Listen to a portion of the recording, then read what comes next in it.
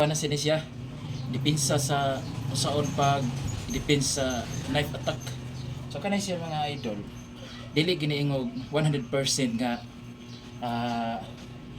mahimo gini mo sa actual. Kaya nga no, for demonstrate raman ni siya.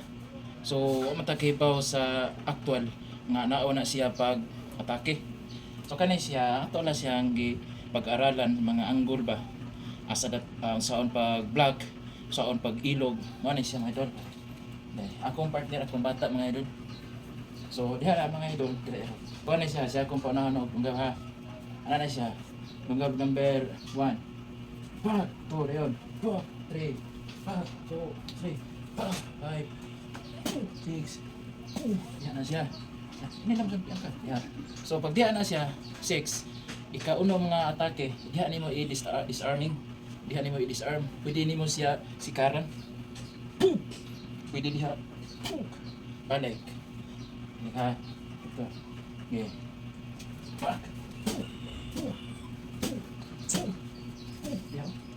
So pag diha, pwede nimo na disarm. So, sikat ka. So siya akong pag ano mga idol. Kung ano mga idol diha ka. Diha dapat ka makita. Pero pag yun. Na. So, guys, mga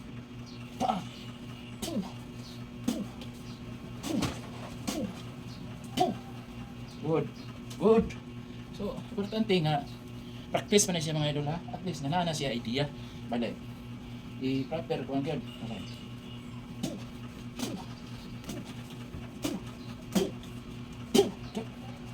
Good. So, pag-ilog sa knife, i-proper yung pagpatihan mo. Twist na yun. So, ako siya i-slip yung ka. Balik. Fuck.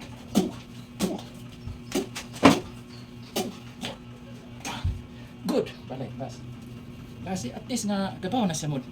Black. Pag kada angle, kamao na siya mo black mo. Dipinsa ba? Nga, disarm na yun. Balik. Fuck. Good. Last. Power.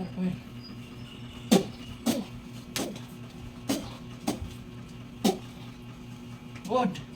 Okay, my idol. At least nga naa siya idea saon pag